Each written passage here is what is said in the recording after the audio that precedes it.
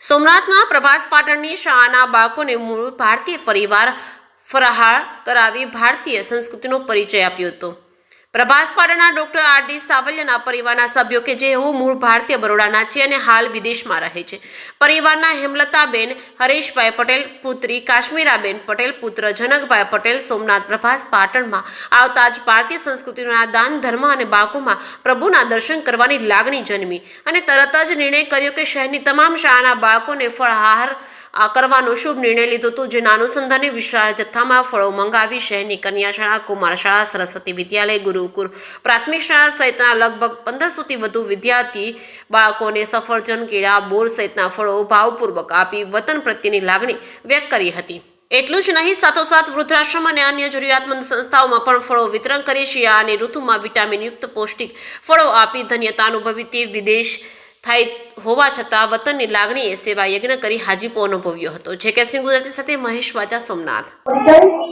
હું ડોક્ટર આર.ડી. સાવલિયા સોમનાથ પ્રભાસ પાટણ ખાતે છેલ્લા 25 વર્ષથી પ્રેક્ટિસ કરું છું। મેં બીએસસી MBBS કરેલું છે।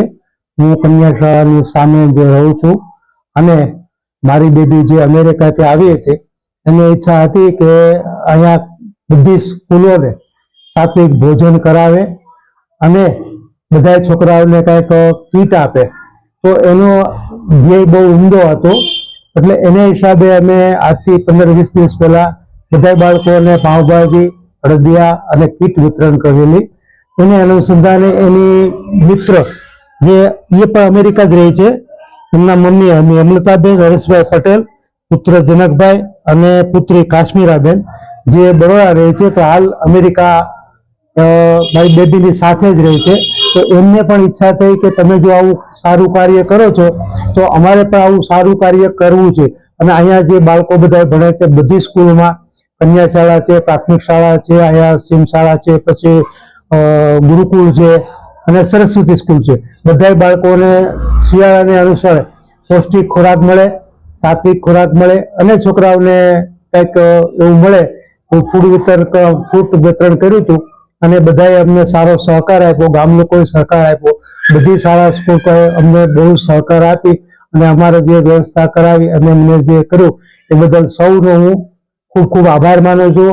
અને અમે સોમનાથ ભૂમિ ઉપર જે વર્ષોથી રહીએ છીએ, અમારી સાથે આ ભૂમિ સાથે જે લાગણી સંકળાયેલી છે એ બદલ હું પણ સૌને આભાર માનું છું અને સૌને આભાર વ્યક્ત કરું છું। અંદાજે 1500 થી 2000 બાળકો હશે બધી સ્કૂલના થઈને। અને પછી તો પણ એટલે ફૂટ અમે જે જોઈએ કરતા થોડું વધારે મગાવ્યું હતું, એટલે પછી અહીંયા જે વૃદ્ધાશ્રમ છે ત્યાં પણ થોડું ડિસ્ટ્રીબ્યુટ કરી દીધું, બાજુમાં પણ જે બાળકો હતા રોડ ઉપર એને પણ બધાને આપી દીધું। એટલે લગભગ 2000 માણસોનું ફૂટ લઈ આવ્યા હતા। એટલે બધું બધાને આજુબાજુ જે વધ્યું એ આજુબાજુમાં અનાથ આશ્રમમાં અથવા બીજા બાળકોમાં પણ અમે વિતરણ કરી દીધું। ફ્રૂટમાં સારી ક્વોલિટીના સફરજન હતા, પછી કેળા હતા અને તાજા સ્પેશિયલ માણસો જોઈએ અને તાજા ઉતારેલા બોર હતા। એટલે બાળકોને કોઈ પણ નુકસાન ન કરે એ જાતનું ફ્રૂટ હતું અને બધાને સારી રીતે વિતરણ કરી અને કાર્યક્રમ સારી રીતે સંપન્ન થયો।